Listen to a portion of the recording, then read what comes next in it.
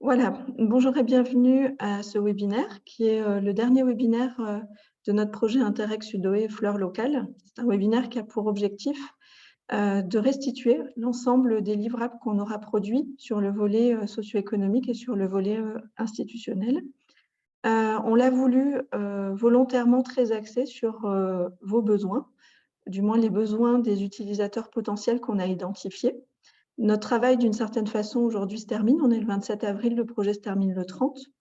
Mais par contre, il nous tient vraiment à cœur que les outils qu'on aura créés pendant ces 3 années de programme puissent perdurer. Donc, en fait, ce webinaire est assez différent de celui qu'on a organisé le 16 décembre dernier, à savoir que le 16 décembre, on faisait un point sur les actions menées, sur où on en était des chantiers de multiplication, de la production des graines, etc. Là, en fait, c'est assez différent dans l'esprit. Vous allez voir, en fait, après un court rappel sur ce qu'est le projet Interreg Sudo et Fleurs locales, on va dérouler en fait les différents outils à votre disposition et surtout à chaque fois où est-ce que vous pouvez les trouver. Comme livrable de cette rencontre, on vous fournira par email le replay, donc ce qui pourrait être utile pour les personnes qui n'ont pas pu participer, le diaporama, donc vous pouvez évidemment prendre des notes, mais vous aurez en plus le diaporama. Et ensuite, dernière chose, je vais vous partager dans le chat un pad qui a pour objectif de vous servir à écrire. Il faut savoir, donc, on va vous présenter un certain nombre d'outils et nous, on aimerait bien savoir, au fur et à mesure de la présentation de ces outils, ce qui vous semble, pour votre usage, utile et comment vous penseriez pouvoir vous en saisir et pour faire quoi. Voilà. Donc, Pauline vient de partager dans le chat le pad où vous pouvez directement écrire dedans. Et à chaque fois, on vous remercie bien d'écrire votre nom, votre prénom et votre structure pour qu'on puisse vous identifier. Voilà. Sachez que ce n'est pas parce que le projet se termine le 30 avril qu'on ne garde pas le lien. Il y aura certainement des besoins peut-être d'échange après ce webinaire. Donc, on reste bien sûr à votre écoute. Et ces outils, comme je le disais, ont vocation à vivre et perdurer. Donc, si vous avez des questions ou des demandes de conseils sur l'usage des outils, il ne faudra pas hésiter à nous contacter. Cette présentation va se faire à plusieurs voix. Donc, moi, je suis, pour ceux qui ne me connaissent pas, Juliette Pérez, responsable développement de l'association Fablim. Et mes collègues, voilà, dont vous voyez le visage à l'écran, vont également se présenter à mesure de leur prise de parole. Je vous partage mon écran et donnez-moi une petite minute.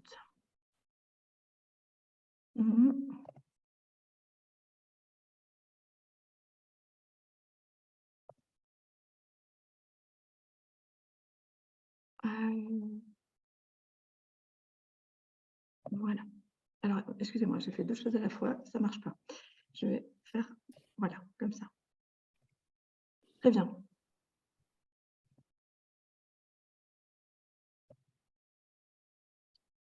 Voilà. Et dernière chose, si vous avez des questions au fur et à mesure, n'hésitez pas à les poser dans le pad, dans le chat. Et en fait, on prendra un pool de questions après les présentations. Et du coup, la présentation devrait durer grand maximum 1 heure. Et ensuite, on aura un temps d'échange. Et donc, on vous donnera la parole. Et s'il y a des témoignages également en retour ou en réaction à ce qui sera présenté, c'est grand volontiers. Voilà. Voilà. Alors, le webinaire, comme je disais, je vais vous rappeler le contexte du projet Fleurs locales, la chronologie et les étapes, les principaux livrables en lien avec 3 enjeux, structurer l'offre, sécuriser la demande et sensibiliser le grand public. Et ensuite, on vous parlera des perspectives pour la suite, c'est-à-dire, ce n'est pas parce que ça s'arrête au 30 avril qu'on n'a pas anticipé le prolongement de ces travaux-là et on vous expliquera sous quelle forme et de quelle manière. De façon très synthétique, ce projet Interreg Sudoé Fleurs locales, c'est un projet qui a été lauréat, qui a été sélectionné en octobre 2020 dans le cadre du 4e appel à projet Interreg Sudoé de la programmation 2014-2020. Donc, c'est un projet qui est cofinancé par l'Europe, des fonds FEDER, de coopération transnationale, et également par la région Occitanie pour les partenaires français qui sont le CEN Occitanie et Fablim. Ce projet s'appelle Filière de restauration de la biodiversité par les semences natives. Alors au départ, on a dit dans les vignes, les agrosystèmes, les milieux naturels méditerranéens. Il s'est avéré que ça pouvait être plus large selon les contextes territoriaux. L'objectif, c'était d'impulser des dynamiques participatives et collectives pour restaurer la biodiversité avec des mélanges végétaux natifs pour répondre aux besoins de renaturation de différents usagers ou de différents acteurs, par exemple des propriétaires privés, publics, des gestionnaires, des maîtres d'ouvrage, etc. Et ce, pour différents objectifs de restauration. Donc, un enjeu fort auquel on s'est attelé, et c'est vraiment l'objet aujourd'hui de la restitution et des outils qu'on va vous présenter, c'est de soutenir la structuration de filières locales qui associent l'ensemble des parties prenantes, amont-aval, à savoir aussi bien les producteurs de semences, qui peuvent s'appuyer sur des agriculteurs multiplicateurs, que des intermédiaires et jusqu'aux acheteurs finaux, publics ou privés. Voilà. Et également soutenir les institutions, en particulier, dans l'identification de leviers possibles pour introduire ces végétaux locaux dans la commande publique. On a eu 3 niveaux d'action. Un volet plutôt scientifique qui passait par on va dire un état de l'art et un état de l'art des connaissances et également la conduite d'un certain nombre d'expérimentations, que ce soit en micro-parcelles ou à une échelle un peu plus large. Un volet socio-économique qui visait à modéliser en fait, les conditions de structuration d'une filière de restauration écologique. Notamment, on a travaillé sur la modélisation d'un modèle coopératif en Occitanie. Et ensuite, l'appui aux gestionnaires d'espace dans la mise en œuvre de leur plan de gestion. Je passe la parole à ma collègue Emma. Et s'il te plaît, Emma, et en tout cas tous ceux qui prendront la parole après moi, présentez-vous avant de prendre la parole. Voilà. Bonjour à tous, du coup je m'appelle Emma Garat, je travaille au Conservatoire d'Espaces Naturels d'Occitanie, qui est chef de file et partenaire de Fabim sur ce projet. Moi, je voulais vous présenter avant tout les étapes en fait, qu'on a suivies dans le cadre du projet. On a commencé avec une phase d'état de l'art où en fait, on a fait un gros bilan à la fois des connaissances scientifiques et puis des connaissances entre guillemets socio-économiques qui pouvaient exister déjà sur le montage de ce type de filière-là. Et ça nous a aidé en fait pour planifier la phase d'expérimentation. En phase d'expérimentation, on a fait à la fois des expérimentations, on va dire, de terrain avec des semis pour vraiment développer des connaissances sur le volet technique. Mais on a aussi essayé de créer une dynamique sur la région Occitanie en mettant en relation des acteurs économiques, des producteurs, des acheteurs, etc. Et de mobiliser des acheteurs pour sécuriser la demande. Et le public qu'on a choisi sont les administrations publiques, en fait, les collectivités territoriales qui ont une grande capacité à payer. Et là, depuis, on va dire, 2023, on rentre dans une phase de capitalisation. On essaye vraiment de synthétiser un peu toute l'expérience qu'on a pu avoir, de produire des recommandations et de produire des guides méthodaux, en fait, pour que le travail qu'on a fait en Occitanie puisse être essaimé à d'autres régions. Et l'idée aujourd'hui, voilà, c'était de pouvoir vous présenter tout ce travail de capitalisation et tous les documents, tous les outils qui ont pu ressortir du projet. Merci Emma. Hugo ou Emma souhaitaient représenter la marque végétale locale, qui est un élément vraiment essentiel côté français pour comprendre le projet Fleurs locales. Oui, donc moi c'est Hugo Juillard et je suis chargé d'études pour Fabim. Et dans le cadre de ce projet, particulièrement le projet de Fleurs locales, j'étais chargé de l'étude économique et de la partie structuration de l'offre. Et donc juste simplement pour rappeler un peu le contexte, donc le projet s'est largement basé sur le cadre de la marque végétale locale, qui donc encadre strictement la vente de ce qu'on peut appeler des végétaux locaux, donc avec des végétaux qui correspondent aux régions biogéographiques que vous pouvez voir sur la carte qui apparaît ici. Peut-être que c'est un peu petit, mais je pense que vous voyez à peu près à quoi ça correspond. Et donc, vous pouvez voir par exemple que sur la région Occitanie, on a des végétaux qui sont de la zone méditerranéenne, des végétaux qui sont de la zone Massif central, Sud-Ouest et Pyrénées.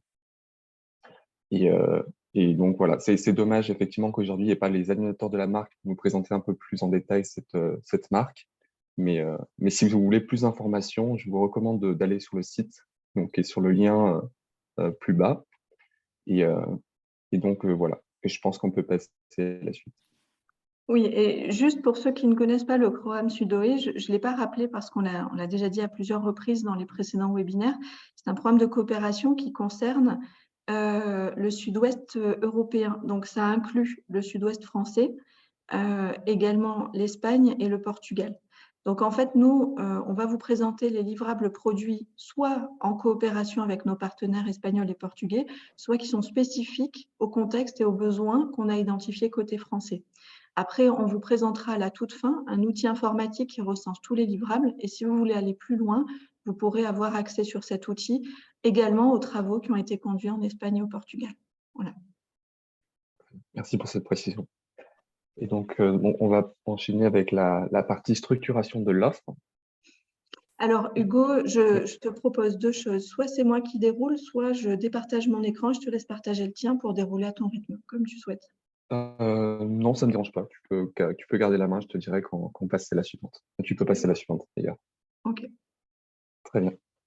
Alors déjà, peut-être pour commencer, un petit point méthodologique, quelque chose qui pourrait intéresser un certain nombre d'entre vous présents aujourd'hui. Je pense notamment à des structures de développement local comme nous, comme Fablim, ou à des collectivités qui souhaiteraient initier la même dynamique qu'on a souhaité accompagner avec Fablim, c'est-à-dire accompagner une filière de production de végétaux locaux en développement sur un territoire.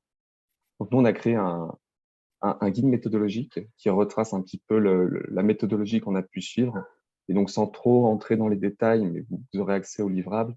Les trois enseignements transversaux qu'on a retirés, c'est d'une part qu'il est très important d'intégrer toutes les parties prenantes et de confronter les analyses qui sont produites pour finalement ne pas être hors sol, être toujours proche des réalités et ne pas partir dans une direction qui est éloignée des réalités du terrain finalement. Et donc, en lien avec cette recommandation, on a aussi repéré qu'il était intéressant d'anticiper la création de groupes de travail, ce que nous, on a mis en place assez tardivement dans le projet et qui finalement est très intéressant pour justement confronter les analyses produites et, et obtenir un consensus finalement sur les analyses qu'on produit et faire avancer les choses plus concrètement. Et ensuite, le dernier point qu'on retient d'un point de vue mythologique, c'est de ne pas restreindre artificiellement le champ des solutions possibles. Donc ça, concrètement, ça veut dire ne pas écarter des pistes d'organisation de filières qui peuvent paraître éloignées d'une filière de restauration de végétaux locaux par les herbacées, parce que ça peut être des pistes intéressantes et ça peut être très inspirant. Donc, tu peux passer à la suivante. Donc voilà, ça c'est le guide méthodologique. Vous aurez accès quand on vous transmettra le diaporama. Donc pour reprendre un petit peu dès le départ, nous, on s'est basé sur des leviers. Et c'est sur ces leviers-là, en fait, qu'on a créé les analyses et les outils que je vais vous présenter et qui répondent, en fait, à ces leviers, qui sont des moyens d'actionner ces leviers. Donc, les 4 leviers qu'on avait identifiés, c'était de développer, pour structurer l'offre, c'était de développer les connaissances en s'appuyant sur l'expérimentation et le transfert des connaissances, articuler les compétences pour faire des prestations diversifiées et adapter la demande, puisqu'il y a des demandes très diverses, développer des partenariats stratégiques entre les opérateurs de l'amont de la filière. Comme vous le verrez, la chaîne de valeur de production de végétaux locaux est assez complexe et inclut un grand nombre de métiers différents. Et enfin, identifier et sécuriser les débouchés. Voilà. Et donc, c'est sur la base de ces 4 leviers que je vais vous présenter les outils que nous avons conçus. Tu peux passer à la suivante. Donc, pour reprendre un petit peu le fil du processus que nous avons suivi pendant ce projet du côté de Fablim pour structurer l'offre, c'est d'une part, en premier lieu, d'identifier les besoins végétaux locaux, d'autre part, de former et d'accompagner les futurs acteurs de la chaîne de valeur, et notamment les agriculteurs qui pourraient être en charge de la multiplication, et enfin, d'initier une dynamique de filière pour essayer de créer une émulation autour de la structuration de cette filière. Tu peux passer à la suivante. Donc, première phase, tu peux passer à la suivante.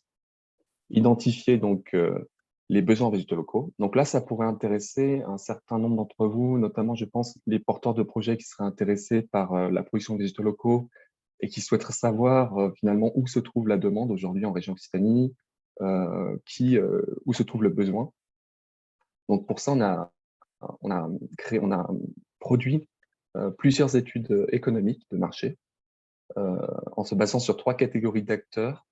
Donc d'une part les agriculteurs et d'autre part les aménageurs publics et privés. Donc nous, la conclusion qu'on en retire, c'est que le besoin à court terme, il est plutôt du côté des aménageurs publics et privés. Mais je vous invite à consulter ces résultats pour rentrer un peu plus en détail et avoir un peu plus d'informations là-dessus. Donc ensuite, la deuxième phase, c'était former et accompagner les futurs acteurs de la filière, de la chaîne de valeur. Je peux passer à la suivante. Donc là, ça peut intéresser en premier lieu des agriculteurs qui souhaiteraient se lancer dans la filière en tant que multiplicateurs, c'est-à-dire créer une activité, démarrer une activité complémentaire de multiplication de végétaux locaux, sachant que c'est une activité qui est essentielle dans la chaîne de valeur de production de végétaux locaux, dans le sens où elle est complémentaire d'autres techniques d'approvisionnement de végétaux locaux, comme le transfert de foin ou la récolte en mélange. Et c'est une activité qui est une alternative à ces techniques-là d'approvisionnement en végétaux locaux pour des espèces pour lesquelles ces techniques-là ne sont pas évidentes. Donc finalement, c'est des acteurs qui sont essentiels et qui manquent aujourd'hui dans la filière. Donc pour ça, on a produit des fiches d'itinéraire technique sur 26 espèces d'intérêt écologique de la zone méditerranéenne, pour lesquelles on a mené des chantiers expérimentaux de multiplication avec 7 agriculteurs entre l'Hérault et le Gard. Donc ces fiches-là qui ont été produites par Semences Nature, qui était notre prestataire sur ce projet-là, décrivent des itinéraires techniques de base pour ces espèces-là, sachant que l'objectif du projet, c'était d'améliorer justement ces itinéraires techniques. Nous avons produit également des fiches de suivi cultural, produites en fait par Semences Nature, et qui ont permis à ces agriculteurs de suivre, de noter leurs observations durant ces chantiers de multiplication, et qui pourraient permettre à d'autres agriculteurs qui souhaiteraient se lancer dans d'éventuels prochains chantiers de multiplication expérimentaux de suivre leurs essais. Tu peux passer à la suivante. Donc aussi, quelque chose qui pourrait intéresser un agriculteur qui souhaiterait se lancer dans la filière et lancer une activité de multiplication, mais également un porteur de projet, un semencier, un producteur de végétaux qui souhaiterait connaître le coût de la mise en culture de ces 26 espèces en multiplication. On a produit un chiffrage qui chiffre le coût de la mise en culture de ces mêmes 26 espèces dont je vous parlais tout à l'heure, qui ont été sélectionnées par le Occitanie parce qu'elles sont jugées d'intérêt écologique pour la zone méditerranéenne. Et voilà, et c'est un chiffrage qui pourrait intéresser particulièrement des agriculteurs qui souhaiteraient se lancer dans cette filière en tant que multiplicateur. Je te laisse passer à la suivante. Enfin, pour clore cette phase-là, quelque chose qui pourrait intéresser des organismes de formation à destination des agriculteurs, c'est des fiches pédagogiques que nous avons produites dans le cadre des journées techniques que nous avons réalisées pour accompagner les agriculteurs dans ces chantiers de multiplication avec donc le prestataire Semences Nature. Et donc ces fiches-là, elles peuvent être un support intéressant pour un organisme qui souhaiterait développer une formation pour accompagner des agriculteurs sur la multiplication d'herbacées sauvages. Et je te laisse passer à la suivante. Donc, la dernière phase de notre travail, ça a été d'initier une dynamique de filière. Et tu peux passer à la suivante. Donc ça peut intéresser une structure de développement local, mais également une collectivité qui souhaiterait structurer une filière à végétaux locaux sur son territoire, finalement. Et donc, la première question qu'on s'est posée, et que certainement se poserait également ce type de structure, c'est quel est le modèle d'organisation le plus intéressant pour la filière sur ce territoire, quel modèle impulser. Donc, les outils qu'on a produits qui pourraient vous aider à vous orienter dans cette réflexion, c'est d'une part des fiches descriptives de modèles d'organisation qui reprennent tous les modèles de filières existants au niveau français aujourd'hui, et qui permettent de dresser un panorama un petit peu de l'existant. Et ce livrable-là, donc, il est complémentaire d'un autre livrable qui est une synthèse quel modèle d'organisation pour l'Occitanie, où là, finalement, on départage entre les différents modèles d'organisation que nous avons identifiés, celui qui nous semble le plus intéressant. Et celui qui nous semble le plus intéressant, donc, c'est le modèle collectif à gouvernance partagée. Donc, tu peux passer la suivante. Donc là, nous avons produit un livrable qui pourrait être intéressé justement, d'une part, des structures d'accompagnement local qui souhaiteraient mettre en place, comme nous, ou appuyer la mise en place d'une filière autour d'une structure à gouvernance partagée, mais également un porteur de projet qui souhaiterait s'inscrire dans la dynamique de la filière en Occitanie et qui serait intéressé par ce modèle d'organisation-là. Donc, pour vous orienter, pour vous guider, vous alimenter dans ce choix-là et comprendre un petit peu notre réflexion, on a produit deux rapports qui peuvent vous aider. Donc, c'est d'une part un modèle économique chiffré à 3 ans d'une SIC, donc une société coopérative d'intérêt collectif, qui a été pensée comme une SIC en soutien à la filière et qui viendrait combler les maillons faibles de la chaîne de valeur, soutenir tous les acteurs et finalement poursuivre le travail qui a été fait par le projet, mais en allant même au-delà. Et je vous recommande de lire ce rapport pour comprendre un petit peu mieux comment on a articulé tout ça. Et je vous recommande aussi en complément, et si vous voulez peut-être ne pas lire l'entièreté du modèle économique, de regarder la présentation schématique de la SIC, où on présente de manière assez synthétique les différentes prestations que nous avons imaginées pour cette SIC et comment nous avons imaginé répondre aux besoins à la fois des producteurs, mais aussi des acheteurs. Et je laisse la parole à Emma Garat.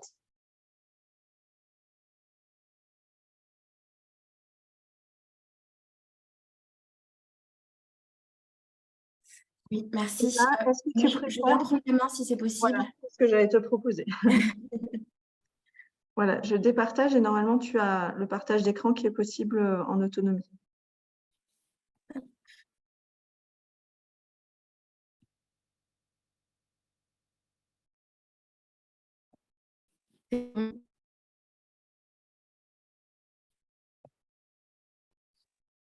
Juliette, tu vois mon écran? Je vois ton écran, tout marche. Ouais. Ok, super. Merci. Du coup, pour enchaîner, après la partie Hugo qui était vraiment centrée sur l'offre, moi, je voulais vous partager le travail qu'on a pu faire au sein Occitanie et puis avec les partenaires portugais et espagnols sur comment sécuriser une demande pour cette filière naissante. L'idée, c'était qu'on puisse répondre en fait aux enjeux et aux questionnements qu'on a pu identifier dès le début du projet.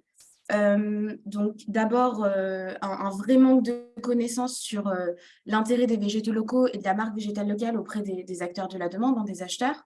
Un écart sur les pratiques de terrain, c'est-à-dire les doses de semis, les itinéraires de préparation du sol, etc., qui ne correspondaient pas vraiment à la démarche durable dans laquelle les végétaux locaux s'intègrent. Une équation ensuite entre les réalités de la production et de ce qu'on peut retrouver auprès de la demande.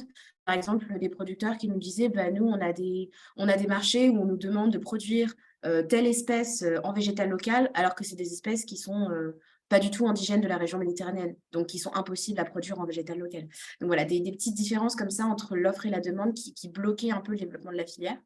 Et enfin, l'idée de rajouter des stratégies et des plans d'action en fait, aux collectivités, de rajouter ce travail supplémentaire-là, c'est quelque chose d'assez compliqué aussi. Donc, l'idée, c'est que nous, on puisse répondre à tous ces enjeux-là en s'inspirant de l'accompagnement de 3 territoires d'Occitanie qu'on a accompagnés sur l'année 2022-2023. Le département du Gard, la commune de Montbazin et la commune de Malon-et-Els. On va dire les réponses que je vais vous apporter là, c'est des choses qu'on a pu tester sur le terrain avec ces acteurs. Donc, la première question qui était vraiment autour de la sensibilisation et de partager l'intérêt des végétaux locaux, faire connaître ces végétaux-là, on se l'est posé pour plusieurs types d'acteurs. Donc, la première question qu'on s'est posée, c'est vraiment comment atteindre les décideurs pour les convaincre que c'est intéressant les végétaux locaux. Donc, quand on dit décideurs, nous, on parle surtout des élus communaux, départementaux, des directeurs. Voilà. C'est ces acteurs-là qui sont relativement loin du terrain, mais qui ont une vision stratégique. Et l'idée pour nous, ça a été de développer un livre blanc à leur attention. Donc, du coup, un vrai argumentaire qui reprend 5 raisons pour lesquelles on pourrait s'engager dans l'utilisation de végétaux locaux. Là, je les ai pas mises, mais il y a aussi, on va dire, 5 façons, 5 pistes de comment s'engager concrètement. Donc, à la fois en achetant, mais aussi en soutenant des dynamiques de producteurs, en faisant la publicité un peu de la marque, de ces végétaux-là, etc. Un deuxième public qu'on a essayé de cibler, c'est vraiment les agents territoriaux. Donc, comment les atteindre, eux? Là, on a plutôt décidé de faire partir sur de la formation un peu plus technique. Et du coup, on a développé une mallette pédagogique avec le CPE du bassin de Thau, le CPE de la Pieux et la LPO. Donc, je vais vous présenter un peu le contenu de cette mallette, mais juste pour que vous le sachiez, il y a un exemplaire disponible dans chaque CPIE et 2 exemplaires disponibles au Seine-Occitanie. Et je pense qu'il y en aura un dans l'antenne montpelliéraine et un dans l'antenne toulousaine. Du coup, dans cette mallette pédagogique pour les agents territoriaux, l'idée, c'était de proposer des jeux, des animations qui puissent les aider à comprendre un peu le panel de solutions qui peut exister autour des végétaux locaux. Donc, par exemple, on a un jeu là où on a en fait un plateau, on pose des problèmes, on appelle ça des problèmes. Par exemple, j'ai un rond-point à aménager. Quelle est la diversité de solutions que je peux envisager dessus? Donc, quelles espèces je peux utiliser, quelle méthode de travail du sol, machin. On a aussi une fiche d'animation, donc quelque chose pour vraiment conduire des ateliers avec les personnes, avec les équipes, et pour les accompagner en fait dans le développement de ce projet-là. Le dernier public qu'on a essayé de sensibiliser, c'est vraiment tout ce qui est grand public et scolaire.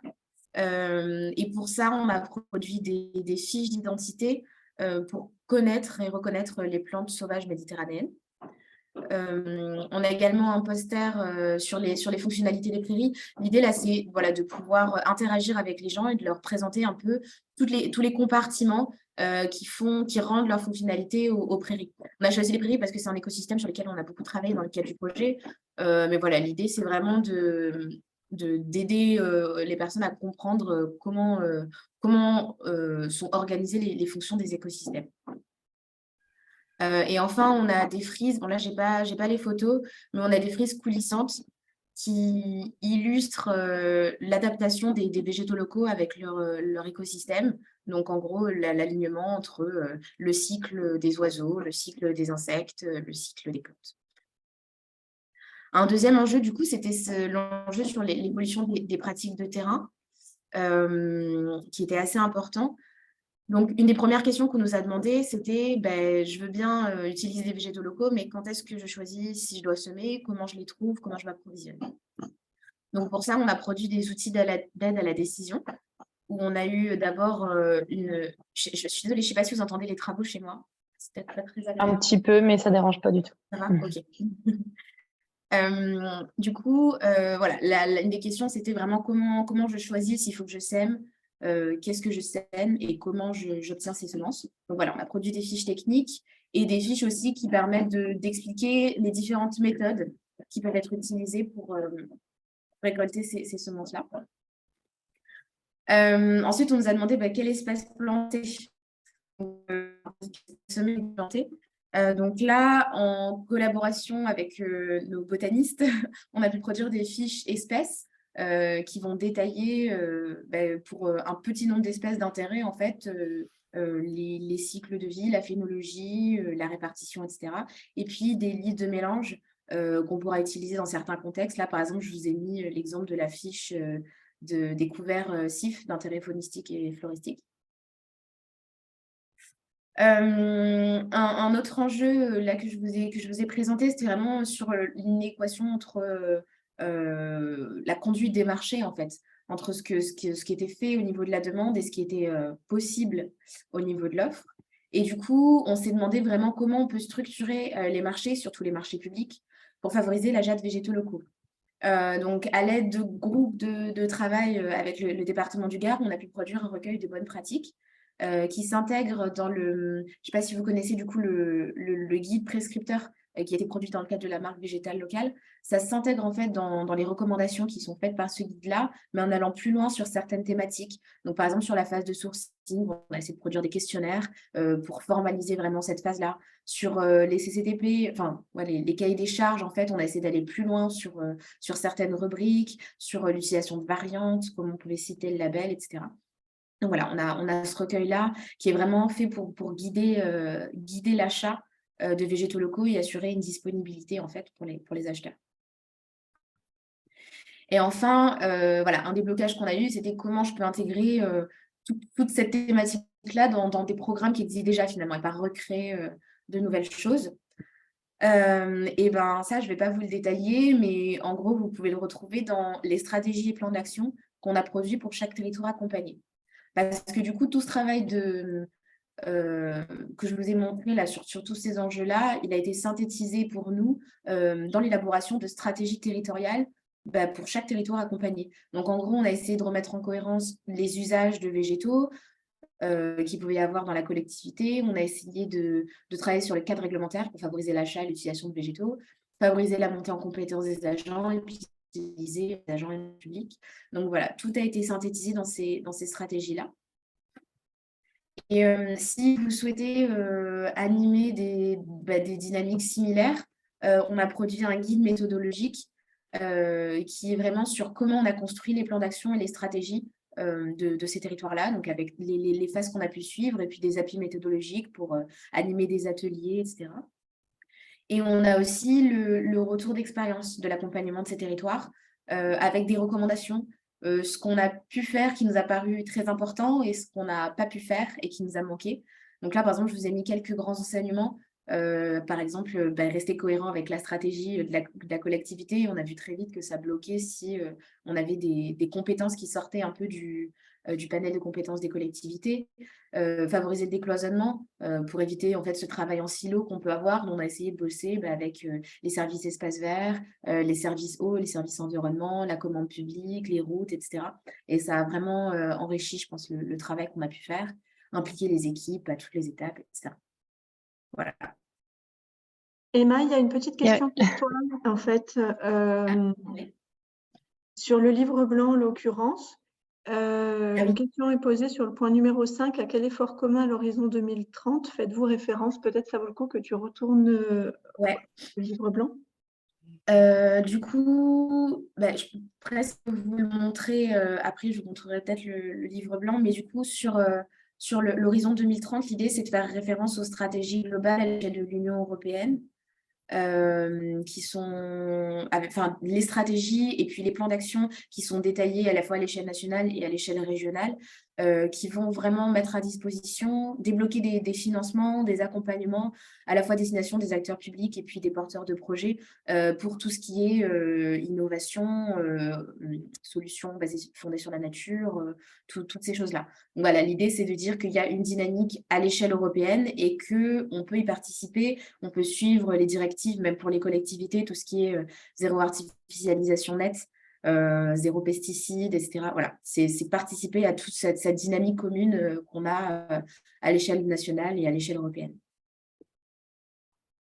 Merci, Voilà. Emma.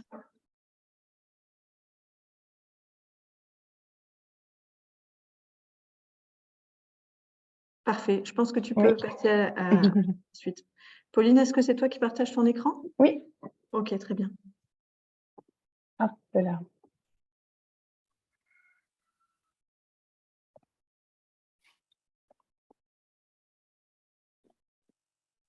Alors, du coup, je suis Pauline Kieffer, je travaille chez Fablim et donc je suis chargée de valorisation. Et sur le projet du coup de Sudway Fleurs Locales, je me suis principalement occupée donc du site web sur lequel du coup on va aller faire un petit tour pour que du coup vous sachiez où retrouver toutes les ressources et les livrables du coup produits pendant le projet. Hop, donc c'est participa.fleurlocale.eu pour retrouver directement donc, le site. Donc vous avez évidemment toute la présentation du projet, etc. Mais là, du coup, on va aller directement dans la rubrique ressources parce que c'est ce qui, du coup, sera le plus intéressant pour vous. Donc, en cliquant sur ressources, vous arrivez donc sur la liste de toutes les ressources produites donc, au cours du projet. Vous avez sur le côté, là, en fait, à chaque fois des petits filtres pour essayer d'affiner au maximum votre recherche. Donc, voilà, selon le type de ressources, le support, etc., vous pouvez directement filtrer et retrouver le livrable du coup que vous recherchez. On a un autre petit onglet juste là où là, c'est les fiches espèces. Donc là, on n'en a que 2 parce qu'on est en train de les charger actuellement. Mais en réalité, en fait, au cours du projet, il y a eu 26 espèces de produites et du coup, en fait, on a mis les 26 fiches à ce niveau-là. Et ensuite, on passe aux sites expérimentaux. Donc ici, vous pouvez retrouver tous les sites expérimentaux qu'il y a eu pendant le projet. Et là, en fait, on vient de créer un nouveau petit groupe, donc les sites expérimentaux post-projet. Voilà, donc là, c'est pareil, c'est en cours, donc on est en train de charger toutes les informations en ce moment. En fait, on a des graines disponibles, donc du coup, qui ont été créées dans le cadre du projet. On va redistribuer du coup 50% de ces graines à des projets d'intérêt général avec objectifs pédagogiques et qui sont en train de réaliser des expérimentations.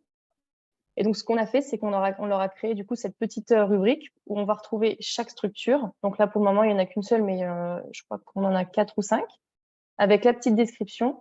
Et surtout, ici, le plus important, en fait, il y a le protocole suivi, c'est-à-dire que c'est ici où chaque structure va venir renseigner donc, le suivi des graines, donc où ils en sont. Donc, soit c'est via un document Google Doc ou via un petit tableur selon le type de graine. Voilà pour moi. Alors moi, je voudrais peut-être rajouter un petit mot. C'est qu'en fait, on a plusieurs façons de garder le lien avec ce qui va se poursuivre après le projet Sudo et Fleur Locale. C'est en effet via les retours que vous nous donnerez sur l'usage des outils, mais également c'est via les observations techniques qui seront faites par les structures d'intérêt général auprès de qui on va mettre à disposition les graines durant l'été 2023. Donc, il faut savoir qu'en fait, la région Occitanie nous soutient au-delà du projet, de la fin du projet, sur plusieurs mois pour pouvoir conduire les chantiers de multiplication jusqu'à la récolte. Et ça, c'est un atout pour pouvoir disposer d'un commun semencier. Donc, en fait, on l'appelle commun tout simplement parce qu'on considère que le projet étant financé par des fonds publics, il est important pour nous qu'on puisse maintenir cette dynamique vraiment de transparence et surtout d'intérêt général autour de l'usage des semences. Et du coup, en fait, on a réfléchi, parce qu'elles se sont manifestées lors du dernier webinaire du 16 décembre, un certain nombre d'associations ou de structures à caractère pédagogique ou d'insertion par l'activité économique, auprès de qui, alors on ne sait pas combien on va donner de graines, puisque en fait la récolte, ça sera cet été, on ne peut pas savoir à l'avance, mais on sait ce qu'on a planté et ce qu'on pourra potentiellement leur mettre à disposition. Une partie des graines sera évidemment stockée pour de possibles futurs chantiers de multiplication si on est retenu par la suite pour un autre projet européen, et l'autre partie sera mise à disposition, et c'est grâce à ces observations. Alors, on a sélectionné que des structures qui sont en zone méditerranéenne française pour respecter le cadre en fait du cahier des charges végétales locales. Et donc, grâce à ces structures qui mettront en culture les espèces seules ou en mélange, et à la documentation participative de ces observations grâce au site internet YesWiki, qu'on va pouvoir aussi garder le lien. Voilà. Pauline, si tu veux, tu passes à la suite par rapport à mes diapos, parce que j'en ai qu'une en fait à la fin. Mais je l'ai pas. Alors, ok, ben, du coup, je vais... Très bien. Tu peux départager ton écran. Ouais.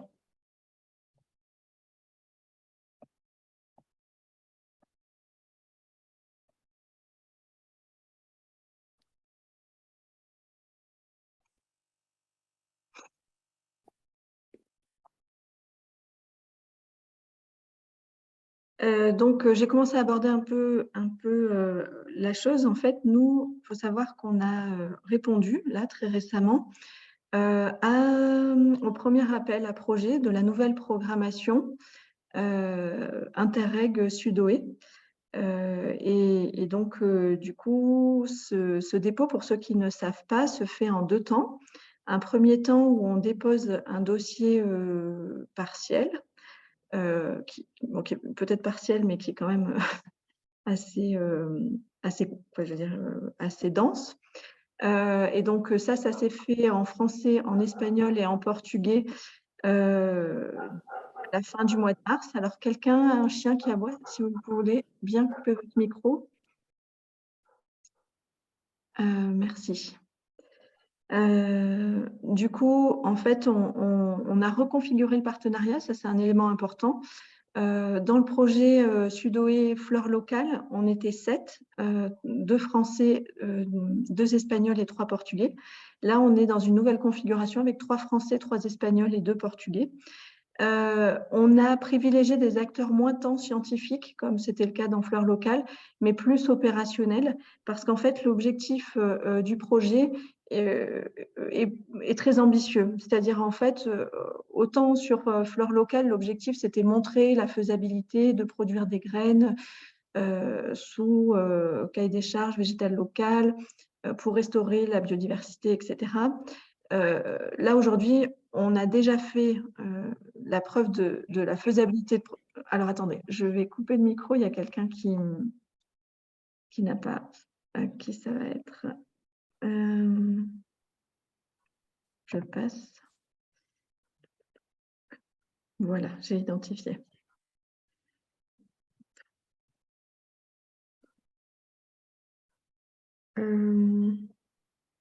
Désactiver le son, voilà. Et ici, je ne sais pas pourquoi je n'arrive pas à désactiver le son. Bon, c'est pas grave. Très bien. En espérant avoir résolu le problème. Ok, je repartage. Donc, ce que je disais, en fait, c'est que là, on ne va plus faire la preuve de la faisabilité de produire des semences herbacées sous cahier des charges végétales locales pour alimenter, on va dire, des démarches de restauration écologique. Là, ce qu'on va surtout faire comme preuve, c'est de la faisabilité d'un changement d'échelle dans la mise en place d'un bouquet de solutions de restauration écologique qui valorisent les semences herbacées sauvages indigènes d'origine locale.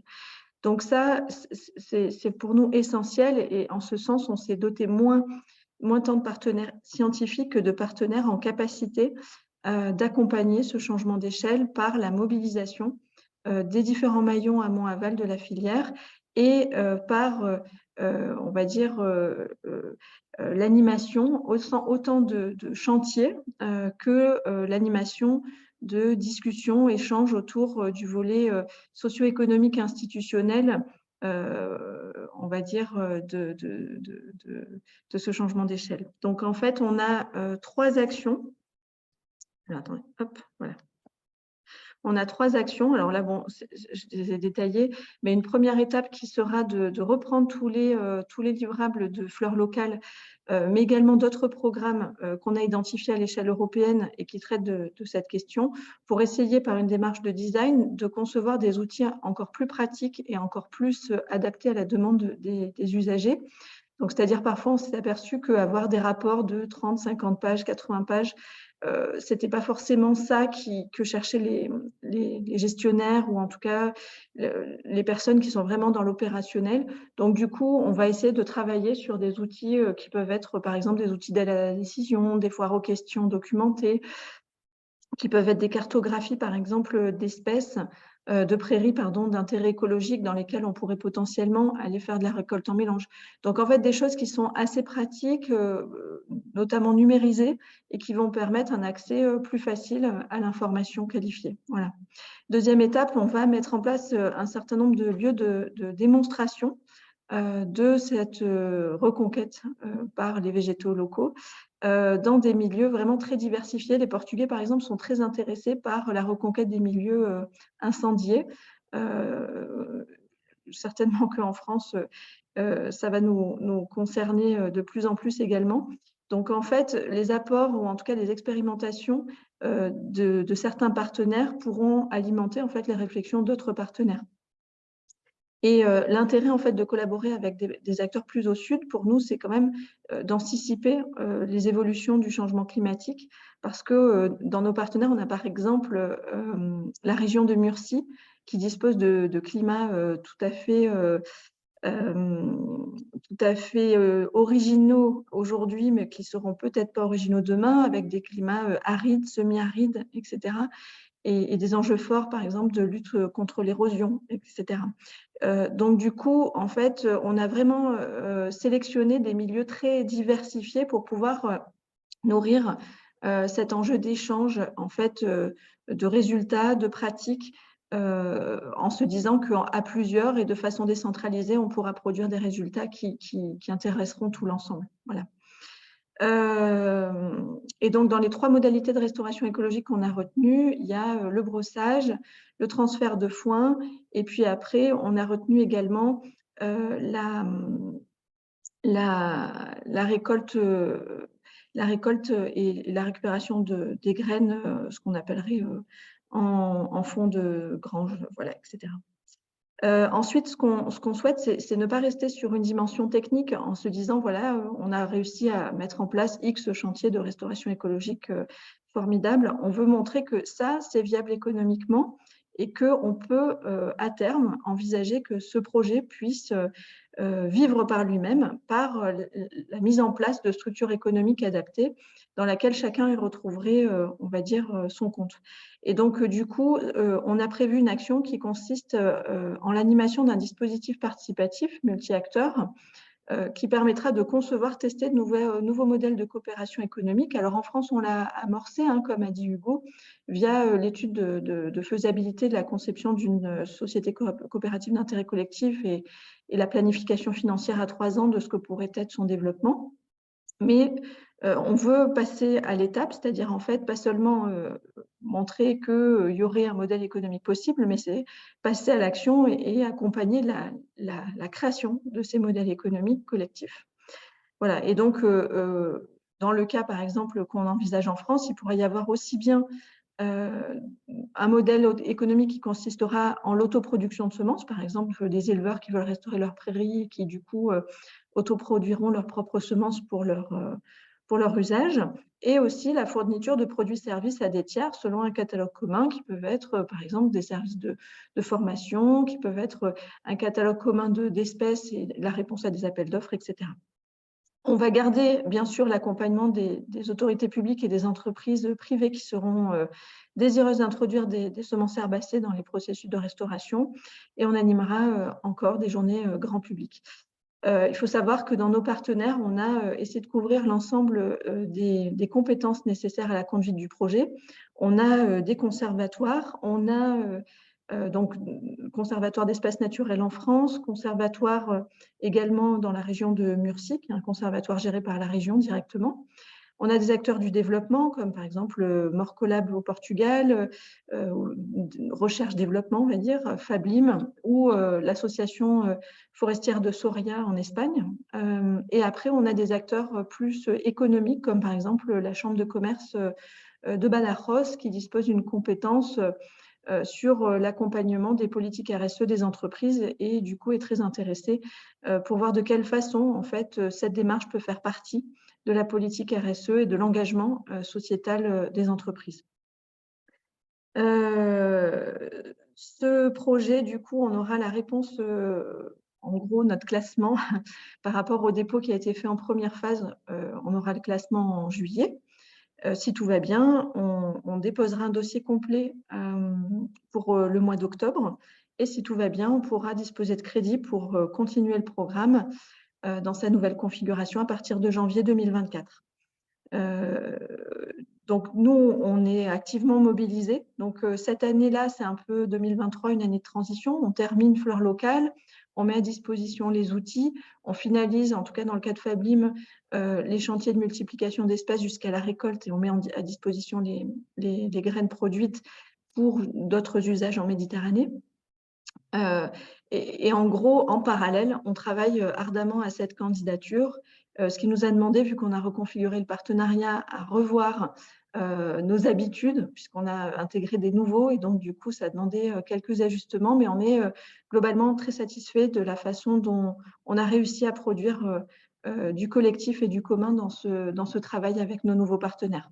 Voilà, donc on est, on va dire, optimiste. On ne peut pas évidemment présager de la suite, mais on est optimiste et puis on souhaite garder cet enjeu comme un axe fort de l'activité de nos structures, en tout cas côté français.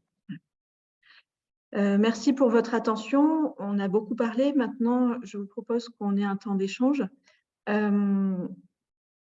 Comme Pauline l'avait indiqué, dans le chat, vous avez un pad qui n'a pas encore été rempli, mais n'hésitez pas à le faire pour nous indiquer en fait quels outils vous verriez utiliser, dans quel contexte et de quelle manière.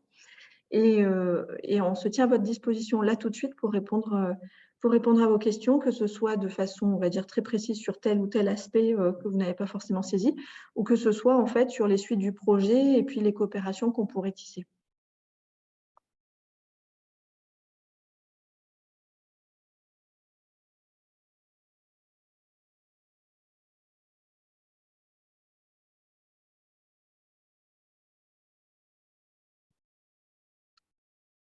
Oui. Alors, Émilie lève la main. Je vais brancher ma batterie pendant que… Émilie, je te laisse la parole. Oui, bonjour. Du coup, je suis Émilie Varro, je suis la directrice actuelle bientôt sur le départ du CPE Bassinto. Moi, j'ai suivi un peu de loin ou en partie le programme, donc j'en découvre toute l'ampleur aujourd'hui. Justement, du coup, ma question, elle était autour du plan de communication de ce programme. Parce que finalement, dans toute la présentation, je n'ai pas vu transparaître même le mot com, notamment dans ta dernière diapo, tu vois, Juliette. Et je me dis que c'est important de bien communiquer sur ce programme.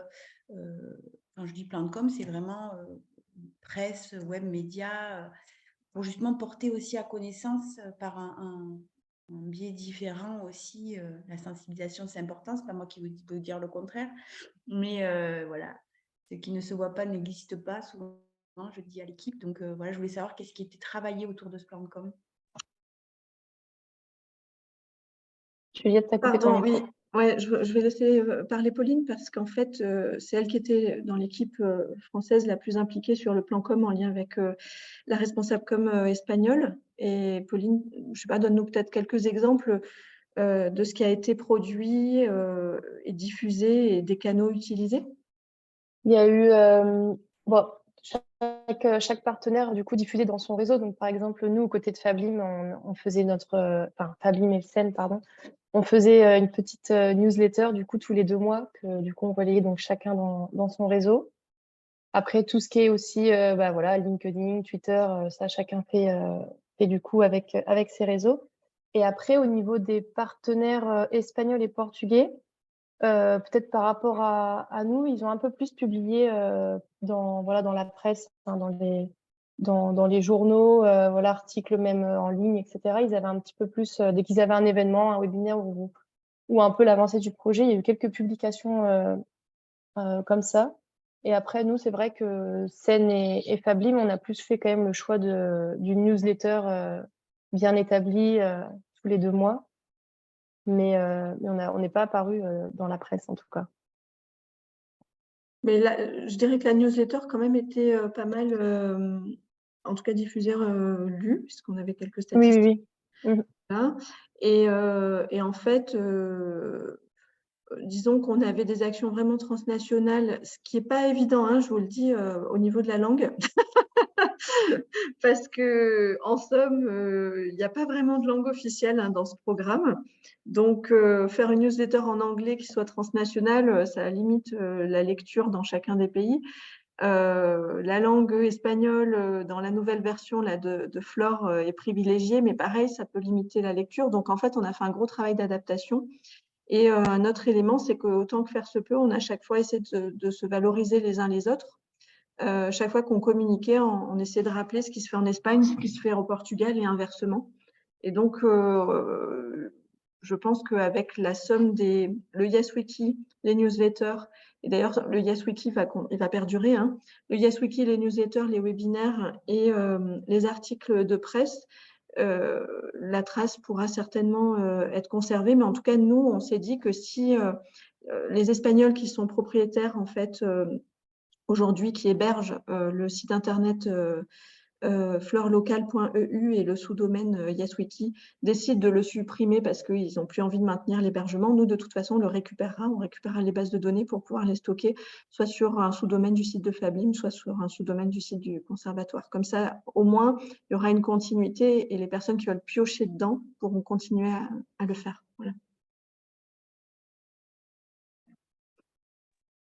Et peut-être aussi ajouter qu'on va avoir une série de vidéos qui vont être produites, qui sont bientôt disponibles d'ailleurs. Et donc une première série qui reviendra sur les journées techniques qu'on a organisées pour encadrer les journées de multiplication, les chantiers de multiplication. Et une deuxième série qui est un retour d'expérience des différents partenaires du projet,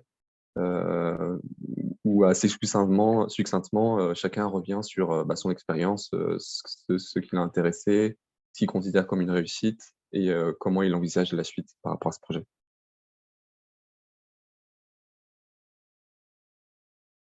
Je peux dire aussi un petit mot, c'est que la région Occitanie a aimé notre méthode sur le volet socio-économique, la méthode qu'on a employée pour réfléchir, modéliser des filières collectives à gouvernance partagée en herbacées. Et donc là, on est missionné pour faire la même chose en ligneux. Et donc, on va démarrer également là début mai, à partir de la semaine prochaine, un travail qui va s'étaler sur toute l'année 2023, donc mai à décembre, avec le soutien également de l'OFB normalement, pour voir en fait dans quelles conditions on pourrait sécuriser la mise en place d'une filière ligneux sous label végétal local en Occitanie et ainsi en fait sécuriser la demande, sécuriser l'offre pour être en capacité de répondre à la demande. Voilà. Donc, comme je vous dis, on ne va pas manquer de chantier sur 2023, même si c'est une année de transition, puisque en fait, on va travailler sur les ligneux et on va travailler également sur la construction de la seconde phase de candidature, si tout va bien. Voilà, si en juillet, on a une réponse positive.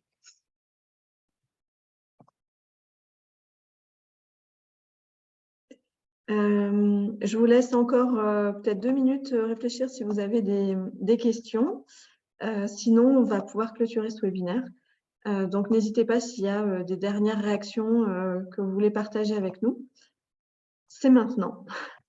Je vois dans le pad que Manu Pivasset demande, il est preneur pour des retours d'expérience sur des bonnes pratiques d'achat de végétaux locaux.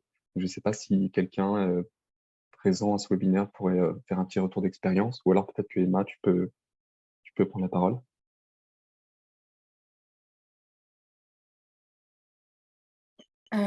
Oui, je peux.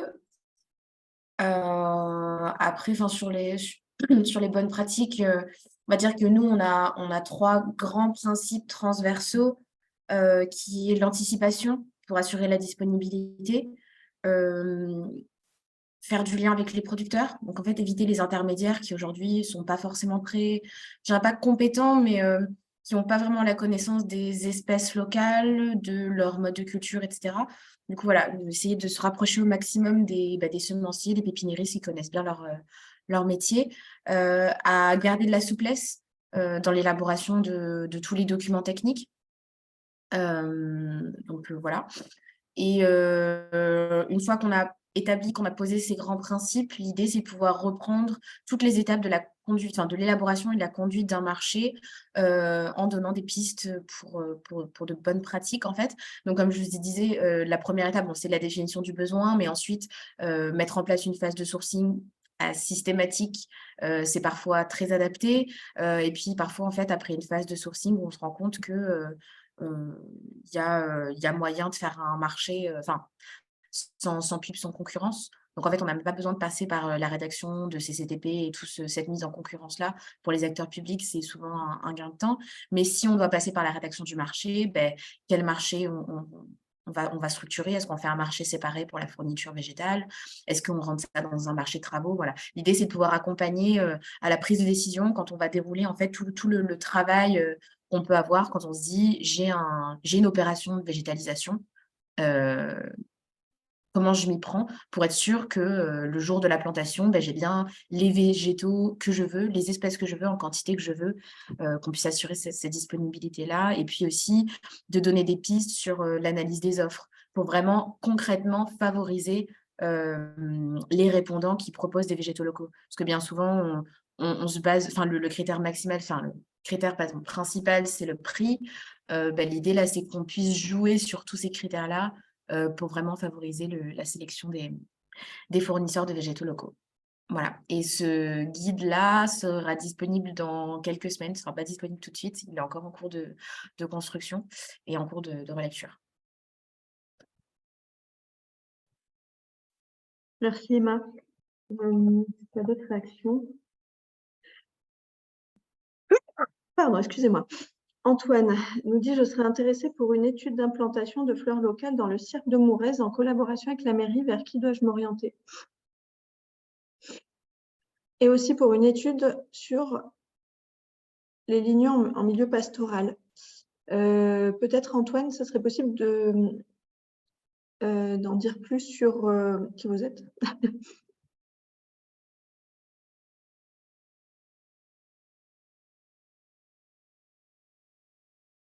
Alors, je ne sais pas si vous me voyez, vous m'entendez. Oui, c'est très bien. Bonjour. Nickel. Alors, je me présente, je m'appelle Antoine, j'ai 32 ans, je suis producteur maraîcher et arboriculteur. J'évolue entre le cirque de Morez et le lac du Salagou, donc en plein milieu du site classé Natura 2000. J'ai depuis peu les autorisations pour l'implantation de 2 petites serres et donc une serre à arbo et une serre à semis pour mon activité professionnelle. Et donc j'ai mis en place un petit système pastoral avec une vingtaine de brebis pour réouvrir le milieu. J'ai énormément de fleurs locales, donc je ne sais pas ni les noms ni les effets sur l'écosystème. J'ai un écosystème vraiment très préservé puisque ça fait il n'y en a jamais eu de produits chimiques, il n'y en a jamais eu de phyto. Le milieu a été refermé depuis la Seconde Guerre mondiale et n'a jamais trop été rouvert. J'ai des prairies naturelles sur place qui ont une biodiversité juste exemplaire, je pense, qui montre vraiment qu'il y a un endroit très préservé. Et donc en partenariat avec la mairie et en fait avec le festival de Morez, on avait pour projet, donc moi je vous en parle, je suis le premier à en parler, on en a parlé entre nous, les gestionnaires du festival. On aurait aimé mettre en place une végétalisation dans le site des Courtinales, donc c'est le site où a lieu le festival de Morez. Parce que bon, le milieu se referme tous les ans et on le réouvre tous les ans, mais on trouve que c'est anarchique et c'est pas forcément joli. Bon, là, c'est vraiment pour l'aspect visuel, mais aussi on sait qu'il y a un aspect par rapport à la biodiversité qui pourrait être super intéressant.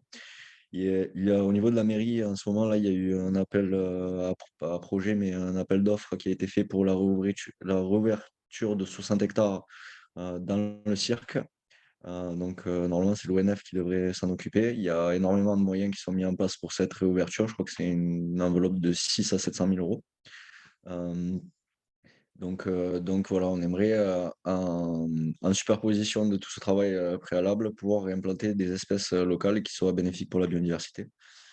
Donc voilà, ça c'est la première partie par rapport à la mairie. Et donc moi après, par rapport à mon système pastoral, j'ai la présence d'énormément de frênes. Et je me rends compte que les années comme l'an dernier où il y avait très peu de foin, il y avait très peu d'herbacées viables en fin d'été, mes brebis sont vraiment rabattues sur le ligneux et elles n'ont pas souffert du tout de ce manque d'herbacées sur la propriété. Donc là, je suis en préparatif d'une évaluation du potentiel pastoral, mais bon, c'est plus par rapport à la partie élevage que je fais ça. Mais je souhaiterais savoir si c'était possible d'étendre ce potentiel pastoral à du ligneux avec des spécialistes, puisque moi, dans mes connaissances et par rapport au CIVAM Empreinte, qui s'occupe de tout ça dans la partie que j'exploite, en accord avec eux, bien sûr, on aimerait voilà, avoir des spécialistes de la biodiversité, si c'est possible, pour voilà, une journée de rencontre et essayer de développer un peu plus l'aspect scientifique du pastoralisme. Voilà. Oui, alors je comprends bien la demande. En fait, pour moi, je vois deux choses. Et Emma, je te laisse peut-être compléter parce que nous, on a chez Fablim la dynamique projet. Donc là, on l'a présenté, Sudo et Flore locale et peut-être par la suite Sudo et Flore. Et le SEN Occitanie a la dynamique projet plus ses activités en routine, en fait, avec un gros pôle agroécologie. Donc, en fait, moi, je vais répondre que du point de vue du Sudo et Flore, qui est la suite du projet Flore locale. Et le SEN pourra répondre également par rapport à ses actions de routine en soutien à la restauration de la biodiversité, notamment en lien avec l'agroécologie. Donc, moi, ce que je peux dire, c'est que pour répondre aux besoins de la commune, c'est vrai qu'on pourrait imaginer avoir dans le Sudo et Flore utiliser ce projet en fait que vous avez de réouverture des milieux pour en faire un terrain d'études et de restauration dans le cadre de Flore. Donc ça pourrait être envisageable et en fait, on va garder le contact pour se mettre en lien avec les personnes compétentes à la mairie. Voilà, donc ça, je le note. D'ailleurs, si c'était possible de nous remettre vos coordonnées dans le chat, comme ça, en fait, on les gardera précieusement. Et après, Emma, concernant les activités en routine, notamment liées avec le pastoralisme, est-ce que toi, tu as des retours ou en tout cas des mises en relation internes avec le SEN à faire pour Antoine? Oui, en fait, moi j'avoue que je suis pas très claire sur les possibilités de collaboration du SEN avec des collectivités comme ça. Je sais que en tout cas en interne, le SEN, on peut faire des conventions en fait dans lesquelles on accompagne des collectivités locales ou des communes, c'est totalement possible, dans des projets comme ça, on va dire d'agro-pastoralisme un peu durable. Euh, Par contre, peut-être que je pourrais laisser mes collègues du SEN qui sont présents aujourd'hui. Je ne sais pas si Mario ou Sophia, vous avez une meilleure idée des possibilités de collaboration. A priori, c'est dans les compétences, il me semble, du SEN, mais je ne sais pas si on a vocation à se positionner comme ça sur tous les projets qui se proposent. Je ne sais pas, Mario, est-ce que tu as un complément? Oui, bonjour, Mario Pichewski du SEN Occitanie pour les aspects flore et habitat et gestion et tout ça. Merci beaucoup pour cette question très intéressante, Antoine, là, notamment en lien du pastoralisme. C'est des observations qu'on fait, nous, depuis longtemps aussi, à l'intérêt du mélange ligneux herbacé pour l'équilibre des rations et la résilience des troupeaux, justement face à des contraintes climatiques, etc. Et donc, pour répondre de façon très générale, il ne faut pas hésiter à nous contacter pour un éventuel accompagnement de votre structure, d'autres gestionnaires de terrain. Nous pouvons trouver des jours de travail pour établir une éventuelle collaboration, un accompagnement, venir voir votre site, etc. C'est notre cœur de métier, en fait. Donc, comme disait Juliette, on a un pôle agroécologie qui est en train de vraiment s'organiser de façon plus importante qu'avant, avec un chef qui est à Montpellier, avec des experts pastaux, etc., qui sont en lien en même temps avec des gens qui connaissent bien les végétations et leurs contraintes, etc. Donc, je ne peux que vous encourager à contacter le SEN Occitanie à Montpellier en indiquant dans le message, si jamais c'est un mail, mais peut-être une bonne première façon de nous contacter, que ça s'adresse au pôle agroécologie pour le pastoralisme dans le cirque de Mourez, qui est évidemment un site nationalement connu, voire au-delà. Donc, on saura exactement de quoi il s'agit et on essaiera de vous répondre le plus rapidement possible pour nous rencontrer rapidement chez vous, quoi. Ah bon, je m'engage un petit peu pour mes collègues en fait, donc c'est facile pour moi. Ils sont pas là. Voilà. Du coup, Mario, est-ce que ça serait possible de mettre dans le chat le contact, je ne sais pas s'il y a un contact générique. Ah ben voilà, Antoine dit, je suis suivi par Thibaut Rodriguez. Est-ce que c'est la bonne personne, Thibaut Rodriguez? Le contact est établi, c'est parfait. Que vous dire de plus il y a le chef de pôle agroécologique qui s'appelle Charlie Lévesque, qui doit être contacté par Thibaut dans ce contexte-là. Je m'engage pas pour Charlie parce que je sais qu'il sera pas très présent les mois qui viennent. Donc, il faut qu'on s'organise avec Thibaut en interne pour vous proposer quelque chose d'adapté. Mais nous répondrons avec plaisir à cette demande-là. Et aussi, on pourra à l'occasion évoquer les autres demandes en lien avec le festival et l'utilisation des fleurs herbacées plutôt chez vous aussi. Voilà, ce sera avec plaisir. Tout ce que je sais dire là comme ça spontanément sans préparation. Super, merci Mario.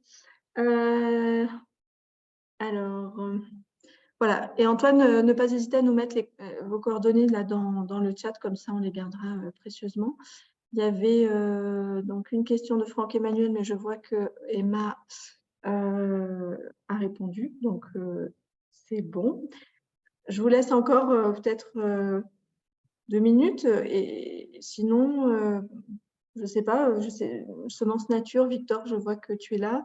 Peut-être une petite réaction sur le travail qu'on a mené.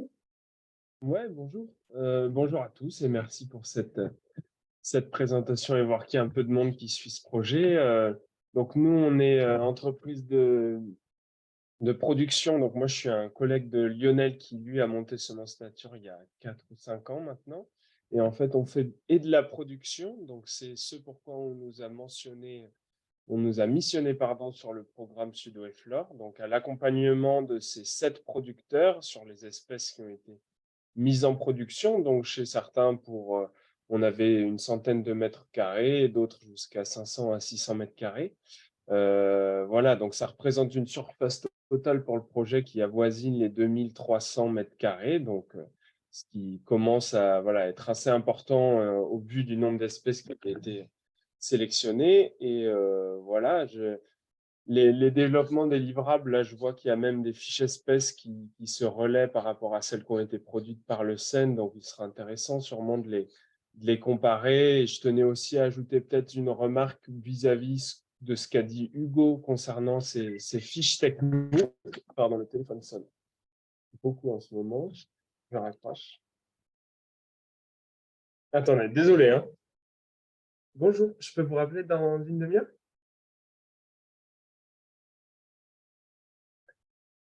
Désolé, je suis en réunion, je ne peux pas vous répondre tout de suite. Désolé. Non, je suis seul, désolé. Au revoir, je vous rappelle. Bon, désolé, je m'excuse. Donc, j'étais sur les fiches techniques. Les fiches techniques, voilà, ça va vraiment servir de repère et elles vont être amendées au fur et à mesure que les agriculteurs vont noter des informations sur le comportement de ces espèces.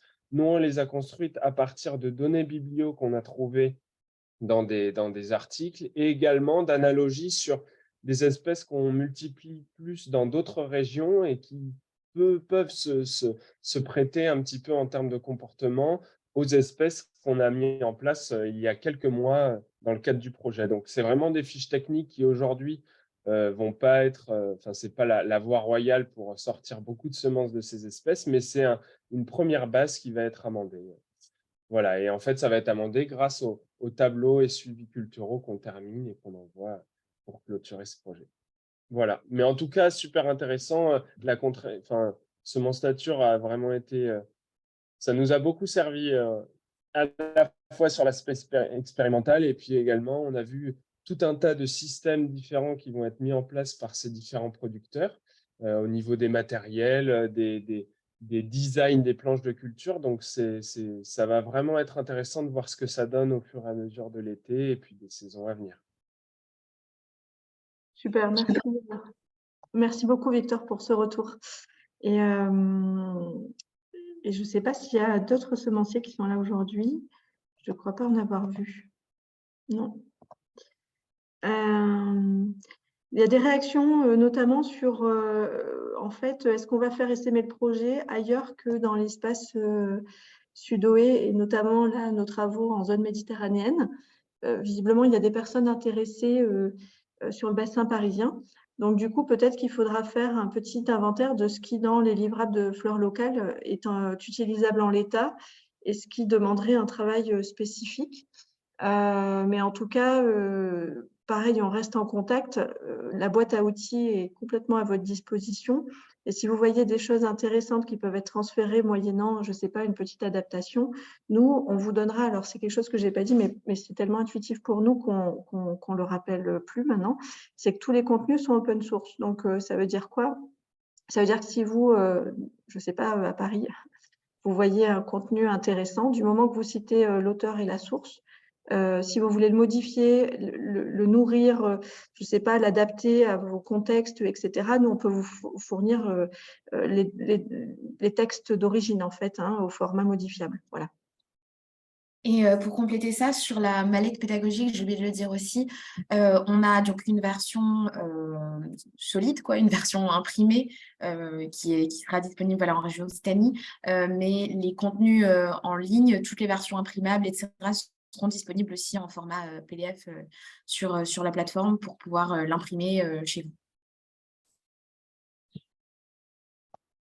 Super. Merci Emma pour cette précision. Il est 11h23, sauf à ce qu'il y ait d'autres réactions. Je vous propose qu'on se quitte là. J'espère qu'il n'y a pas de frustration. N'hésitez pas sinon. Et de toute façon, on vous envoie de ce pas un petit mail en essayant de bien vérifier notre listing parce que visiblement, il y en a qui n'avaient pas eu le lien de connexion. Donc, on vous envoie un email avec donc, le pad. N'hésitez pas à compléter si vous avez des outils que vous voulez utiliser ou adapter. On vous fournira les docs sources, le PowerPoint et le lien de Visio. Voilà, à partir de ces 3 choses, on vous met également le rappel du site internet YesWiki. Et donc, si vous souhaitez reprendre contact avec nous, vous avez nos coordonnées et vous n'hésitez pas. Et n'hésitez pas également à en parler autour de vous. Voilà. Je vous remercie bien. Et je vous souhaite une très bonne journée, au plaisir de vous recroiser dans le projet Flore ou dans cette année de transition. Merci à tous, au revoir. Bonne journée. Merci, bonne journée. Au revoir. Au revoir.